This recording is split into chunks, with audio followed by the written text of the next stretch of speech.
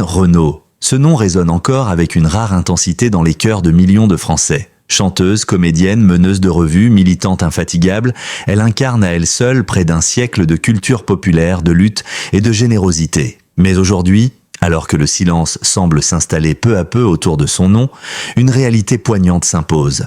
Lynn Renaud vit ses dernières années dans une discrétion bouleversante, marquée par la fatigue, la solitude et la conscience aiguë d'un destin qui s'achève. À 96 ans, celle qui illumina les cabarets de Paris, les plateaux de télévision, les planches du théâtre et les salles obscures du cinéma français, vit une retraite loin des projecteurs. Depuis quelque temps, ses apparitions publiques se sont faites plus rares, ses déclarations plus espacées et ses silences plus lourds de sens. Derrière le sourire toujours élégant, derrière les mots choisis avec pudeur, se cache une femme épuisée, que le poids des années a doucement amenée vers la frontière de la fin de vie. Les rumeurs, comme toujours, vont bon train. Certains prétendent qu'elle ne reconnaît plus les gens, qu'elle ne sort plus de sa résidence de Rueil-Malmaison, qu'elle a fait promettre à ses proches de ne pas la maintenir artificiellement en vie. D'autres, au contraire, disent qu'elle continue de lire, de recevoir quelques visiteurs triés sur le volet et de parler de l'avenir avec sérénité. La vérité, probablement, se trouve entre les deux. Lynn Renaud n'est plus l'icône flamboyante d'autrefois, mais elle n'est pas non plus totalement absente. Elle est en train de se retirer du monde lentement, avec cette élégance qui l'a toujours caractérisée. Ce retrait progressif, loin d'être anodin, semble être pour elle une façon de dire adieu sans faire de bruit, sans effrayer, sans déranger. Depuis la disparition de son compagnon Loulou Gasté, l'homme de sa vie, Lynn a appris à apprivoiser la solitude. Pendant des années, elle l'a combattue en s'investissant dans des causes humanitaires, en continuant à jouer, à chanter, à sourire. Mais aujourd'hui, ses forces la quittent. Et même si elle ne prononce jamais les mots « fin » ou « mort », tout dans son attitude montre qu'elle prépare son dernier voyage.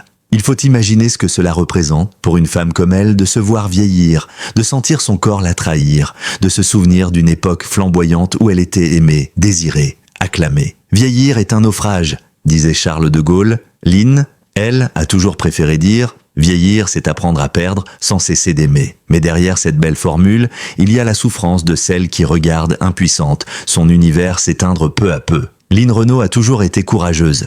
Elle a affronté les tempêtes de la vie sans jamais courber l'échine. Lorsqu'elle a perdu sa mère, elle a trouvé la force de chanter le soir même sur scène. Lorsqu'on lui a annoncé qu'elle ne pourrait jamais avoir d'enfant, elle a décidé d'adopter symboliquement tous ceux qu'elle aidait dans ses combats contre le sida, l'isolement ou la précarité. Lorsqu'elle a été victime d'un AVC en 2019, elle a réappris à marcher, à parler, à vivre. Aujourd'hui encore, malgré sa santé déclinante, elle lutte, non pas pour rester, mais pour partir debout, digne, libre. De son ultime voyage s'écrit dans l'ombre, loin des caméras. Il n'y a pas de scandale, pas de drame, pas de cri, seulement une grande dame qui s'efface lentement, comme un coucher de soleil sur la mer. Et si la tristesse est palpable, elle est aussi empreinte de respect. Parce que Lynn Renaud, même au seuil de la mort, continue de nous apprendre quelque chose. Comment partir avec grâce ? Si la fin de vie de Lynn Renaud se dessine aujourd'hui dans le silence et la pudeur, c'est parce que sa vie a été, elle, une explosion de lumière, d'engagement et d'amour. Née en 1928 à Nieppe, dans le nord de la France, Lynn Renaud s'est très tôt démarquée par sa voix grave, suave, presque sensuelle, qui envoûta la France d'après-guerre. Mais plus qu'une chanteuse, elle était une présence. Une façon de marcher sur scène, de sourire à la caméra, de parler au public comme à un vieil ami. Une icône accessible, populaire, humaine. Dès les années 1950, elle conquiert les scènes de Paris avec des titres devenus cultes comme Ma cabane au Canada ou Étoile des neiges. Très vite, son nom dépasse les frontières. Elle se produit à Las Vegas, fréquente Dean Martin, Frank Sinatra, tisse des liens avec Liza Minnelli. Pourtant, elle n'oublie jamais ses racines ni son public français. Là où d'autres auraient choisi l'exil, elle choisit la fidélité. Son amour pour Loulou Gasté, compositeur et mentor, marque profondément sa trajectoire. Ensemble, ils forment un couple fusionnel, autant dans la vie que dans l'art. Loulou compose, Lynn interprète, leur complicité fait rêver, leur amour émeut. Quand il décède en 1995, après 50 années d'amour, Lynn Renaud perd une partie d'elle-même. Mais elle décide de ne pas se laisser emporter par le chagrin. Elle transforme la douleur en action. C'est à ce moment que s'ouvre une autre facette de sa vie, sans doute la plus touchante, celle de l'engagement humanitaire. Dès la fin des années 1980, elle s'implique corps et âme dans la lutte contre le sida, à une époque où le sujet est encore tabou, stigmatisant, effrayant. Elle devient vice-présidente du SIDAction, prête sa voix, son image,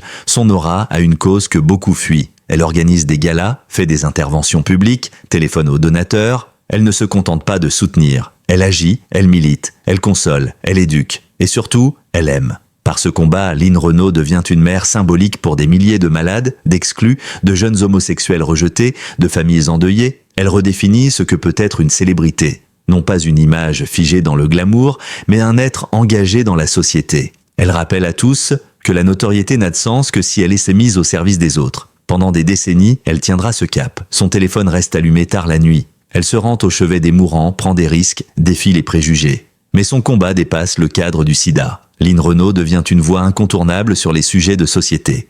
L'euthanasie, le droit à mourir dans la dignité, le mariage pour tous. Avec calme, intelligence et bienveillance, elle ose dire ce que d'autres taisent. Et le public l'écoute. Car Line ne parle jamais pour elle-même, mais toujours pour les autres. Son franc-parler, mêlé à une rare tendresse, la rend crédible même auprès de ceux qui ne partagent pas ses opinions. C'est là peut-être la vraie grandeur de Line Renaud, avoir su évoluer sans jamais trahir ses valeurs. Être à la fois la vedette du music-hall et la militante aux côtés des sans-voix. Être la muse des compositeurs et la confidente des malades. Être glamour et profondément humaine. Rarement une figure artistique aura été aussi entière, aussi cohérente, aussi inspirante. Même au crépuscule de sa vie, elle reste un exemple. Aujourd'hui, ceux qui l'ont côtoyée se souviennent d'une femme drôle, curieuse, parfois têtue, mais toujours généreuse. Elle qui n'a jamais eu d'enfant biologique laisse pourtant derrière elle une descendance symbolique immense. Tous ceux et celles à qui elle a tendu la main. Des jeunes artistes qu'elle a encouragés, des malades qu'elle a accompagnés, des spectateurs qu'elle a fait rêver, et même si son corps se fatigue, même si sa voix se fait plus rare, même si ses pas sont désormais hésitants, son empreinte reste indélébile. Car Line Renaud n'a jamais eu besoin de crier pour se faire entendre, ni de s'exhiber pour exister. Elle a traversé le siècle en laissant une trace de douceur, de courage et d'amour. Vieillir est une aventure en soi. Et pour Line Renaud, cette aventure s'est transformée en ultime combat, non pas contre la mort, mais pour apprivoiser la fin. Depuis plusieurs années déjà, la grande dame du spectacle français ne cache plus son âge ni sa fragilité. Elle en parle même avec une rare lucidité, une franchise désarmante. « Je ne suis pas éternelle », disait-elle dans une interview poignante accordée à Paris Match, les yeux brillants de tendresse, mais sans une once de peur. Cette phrase, si simple, portait en elle toute une philosophie de vie, car Line Renaud n'a jamais fui la question de la mort. Elle l'a côtoyée toute sa vie, celle de ses amis emportés trop tôt, celle de son grand amour Loulou Gasté, celle des malades atteints du sida qu'elle a accompagnés avec dignité. Alors, quand il a été question de sa propre fin, elle a choisi de la regarder droit dans les yeux. « Mourir n'est pas un échec », disait-elle. « L'échec, c'est de ne pas avoir aimé, de ne pas avoir vécu. Moi, j'ai tout eu. » Ces mots simples résument l'ultime chapitre de sa vie. Ces dernières années, Line a profité de chaque instant. Chaque apparition publique était vécue comme un cadeau, un sursis, lorsqu'en 2021, elle reçoit la Grand Croix de la Légion d'honneur des mains d'Emmanuel Macron. Elle est debout, droite, fière. Le président lui glisse à l'oreille « Vous êtes la tendresse de la France ». Elle lui sourit, émue, consciente que ce moment restera dans l'histoire. Elle aurait pu s'arrêter là, mais non. Elle continue à apparaître, ici et là, toujours bienveillante, toujours engagée. Dans ses dernières prises de parole, Line Renaud n'élude rien. Elle parle de son âge, de ses douleurs, de la lenteur du corps, des absences de mémoire parfois. Elle parle aussi, avec une infinie tendresse, de ses souvenirs. De ses débuts sur les planches, de ses tournées aux États-Unis, des folles nuits au Moulin Rouge, des lettres d'amour qu'elle recevait en sac entier. Elle parle de Loulou, encore et toujours, de leur jardin secret, des silences qu'ils partageaient. « J'ai été aimée d'un homme pendant 50 ans. Et c'est un luxe immense. » Mais Line va plus loin. Elle devient une voix majeure dans le débat sur la fin de vie. Son témoignage en faveur de l'euthanasie, exprimé sans pathos mais avec une dignité bouleversante, a fait grand bruit. « Je veux mourir comme j'ai vécu, libre. » Elle demande le droit de choisir sa fin, de ne pas être prolongée artificiellement, de ne pas souffrir inutilement. Son message touche profondément une société française encore frileuse sur ces sujets. Grâce à elle, le débat avance. Sa parole, empreinte de sagesse, dépasse les clivages. Dans sa maison de Rueil-Malmaison, transformée en cocon de paix, Line reçoit désormais peu.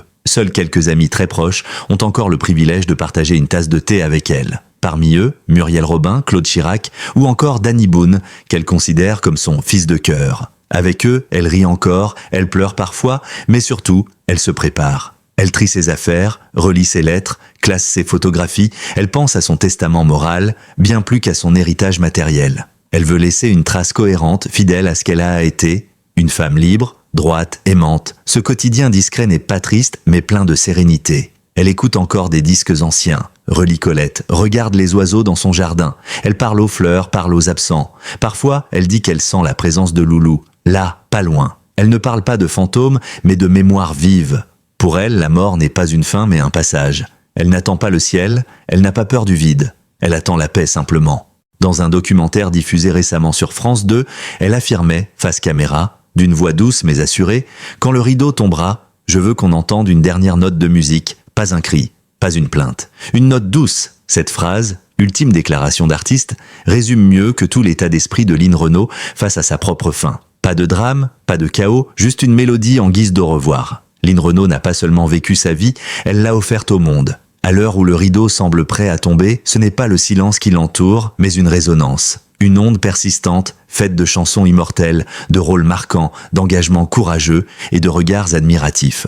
Peu de femmes peuvent se targuer d'avoir marqué autant de sphères différentes, aussi profondément, aussi durablement. Et pourtant, Line, elle, l'a fait, sans jamais chercher à dominer, mais toujours à donner. Son héritage artistique d'abord est immense. Les générations actuelles, souvent bercées par d'autres rythmes, redécouvrent aujourd'hui ses chansons à travers les vinyles qui se transmettent, les rediffusions télévisées ou encore les documentaires qui lui sont consacrés. Qui n'a jamais entendu « Ma cabane au Canada », ce petit bijou de tendresse et d'évasion qu'elle a interprété avec cette voix chaude et pleine d'assurance. Line Renaud fut l'une des toutes premières chanteuses françaises à oser mêler variété, jazz, swing et musique populaire avec une telle élégance. Elle n'était pas seulement une interprète, elle était une pionnière. Mais ce sont sans doute ses rôles à l'écran et sur scène qui ont permis à un public plus jeune de l'adopter à nouveau. Dans des films comme Bienvenue chez les Ch'tis où elle incarne la mère de Danny Boone avec une justesse désarmante, ou encore dans des téléfilms touchants comme Mademoiselle Gigi, Line a prouvé qu'elle était bien plus qu'une chanteuse des années 50. Elle était une comédienne habitée, sensible, capable de faire rire comme de faire pleurer avec une économie de gestes qui n'appartient qu'aux très grandes. Les jeunes actrices comme Vanessa Paradis, Laetitia Casta ou Adèle Haenel ne tarissent de pas d'éloges à son sujet, la qualifiant tour à tour de modèle, de muse ou tout simplement de repère. Son influence ne se limite pas à l'art. Elle a aussi été, et reste encore, une figure centrale de l'engagement citoyen. Sans jamais chercher les projecteurs pour elle-même, elle a su s'en servir comme levier pour des causes cruciales. Son rôle au sein du SIDAction, son combat pour la dignité en fin de vie, sa présence constante aux côtés des oubliés, ont redéfini ce que signifie être une célébrité en France. Dans une époque marquée par la superficialité et l'individualisme, Line a su remettre la solidarité au centre. Elle n'a jamais eu peur de dire non, de prendre la parole, même contre l'avis général. Et le public, touché par son courage tranquille, l'a toujours suivi. C'est peut-être dans les coulisses, loin des caméras, que son héritage humain s'est le plus enraciné. Tous ceux qui ont travaillé avec elle, qu'ils soient journalistes, techniciens, maquilleuses, jeunes comédiens ou régisseurs, disaient la même chose. Line était humaine, présente, à l'écoute, respectueuse, jamais hautaine, toujours souriante. Elle ne jouait pas la star, elle incarnait la bienveillance. Elle se souvenait des prénoms, demandait des nouvelles, offrait des conseils, parfois même des silences réconfortants. Elle laissait une trace, non pas de poudre, mais de chaleur. Aujourd'hui, alors que sa santé décline doucement, son nom continue d'illuminer les esprits. Sur les réseaux sociaux, les hommages fleurissent déjà. Des anonymes postent des souvenirs, des photos, des anecdotes. Des personnalités lui rendent hommage sans attendre sa disparition. « Line, tu es éternelle », écrit Danny Boone. « Tu es la France qui aime, qui pardonne, qui comprend », confie Muriel Robin. Le monde du spectacle retient son souffle, mais le cœur du public bat encore fort pour elle. Et puis,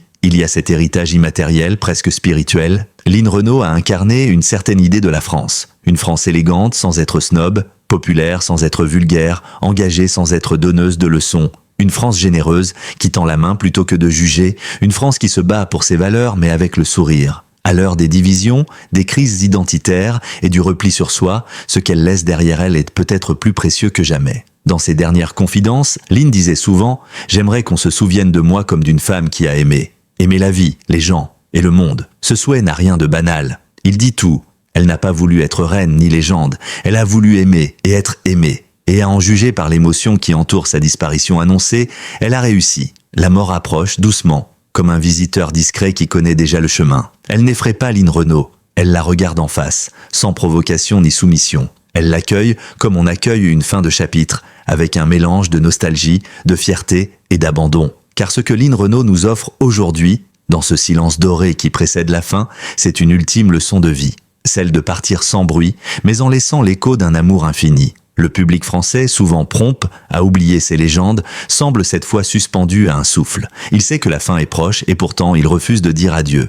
Parce que Lynn ne meurt pas vraiment. Elle se transforme. Elle devient ce que seules les grandes âmes deviennent. Une présence dans l'absence, une mélodie dans le silence, un sourire au coin d'une vieille photographie. Dans le grand théâtre de la mémoire collective, Lynn Renaud restera à jamais debout, en robe scintillante, main tendue vers son public, regard droit, cœur grand ouvert. Elle incarnera cette époque où le talent s'alliait à la tendresse, où la notoriété était portée avec humilité, où chaque mot pesait et chaque geste comptait. Elle sera cette femme libre, insoumise et tendre, qui a traversé les décennies sans jamais trahir ni ses idées, ni son accent du Nord, ni son amour du prochain. Pour ses proches, l'approche de la fin est une douleur sourde. Ils la savent fatiguée, fragile, absente par moments, mais ils respectent aussi son choix, partir dignement, chez elle, entourée de ceux qu'elle aime, sans acharnement thérapeutique, sans lutte inutile, comme elle l'a toujours voulu. Elle ne veut pas d'hommages pompeux ni de pleurs inutiles. Elle souhaite simplement qu'on se souvienne d'elle avec le sourire, et qu'on continue à se battre, à chanter, à aimer, car c'est tout ce qu'elle a fait. Son jardin préféré, à Rueil-Malmaison, est aujourd'hui en fleurs. Les rosiers qu'elle a plantés elle-même sont encore debout, pleins de vie. C'est là qu'elle aime s'asseoir quand elle en a la force. C'est là qu'elle parle à ceux qui ne sont plus, à Loulou, à ses amis disparus, à son public invisible. Parfois, dit-on, elle chante encore quelques notes, à voix basse. Pour elle seule, ce sont des adieux silencieux, empreints de gratitude et de paix. Mais au-delà de la sphère intime, c'est tout un pays qui s'apprête à lui dire adieu. Déjà, les chaînes de télévision préparent des documentaires, les journalistes compilent des images d'archives, les artistes relisent ses interviews avec émotion. Ce deuil annoncé n'est pas une tragédie. Il est un passage. Le monde du spectacle, de la chanson, du cinéma et de l'humanitaire sait qu'il perdra l'une de ses figures les plus lumineuses. Mais il sait aussi que cette lumière continuera de briller autrement. Car Lynn Renaud a semé. Elle a semé des valeurs, la tolérance, le respect, la générosité. Elle a semé des sourires, des chansons, des regards bienveillants. Elle a donné du sens à la célébrité, à la vieillesse, à la finitude. Elle a montré qu'une vie peut être riche, belle, utile jusqu'au bout. Elle a ouvert la voie à d'autres femmes, à d'autres combats. Et pour cela, elle mérite plus que des hommages. Elle mérite une reconnaissance éternelle. Lorsque viendra l'heure de la dernière note, il n'y aura pas de noir complet. Il y aura une lumière douce, celle qu'elle a toujours portée en elle. Et dans le cœur de ceux qui l'ont aimée, sur scène, à la télévision, dans ses engagements ou simplement dans leur quotidien, cette lumière ne s'éteindra jamais. Lynn Renaud ne part pas. Elle change de forme. Elle devient un murmure dans les loges, une chanson fredonnée par une grand-mère à son petit-fils, un éclat de rire dans une salle de théâtre, une main tendue dans une association, un espoir transmis à la jeunesse. Elle devient un exemple, une évidence. Et lorsque, dans quelques années, une jeune artiste se demandera comment vivre sa carrière sans se perdre, sans trahir ses valeurs, sans céder à la facilité, quelqu'un lui dira peut-être « Regarde Lynn Renaud, elle a su, elle a aimé, elle a donné. Alors, que cette fin soit douce, qu'elle soit fidèle à celle qu'elle a toujours été, discrète, digne et belle, et que son souvenir reste vivant, comme un feu de cheminée dans le cœur de la France. »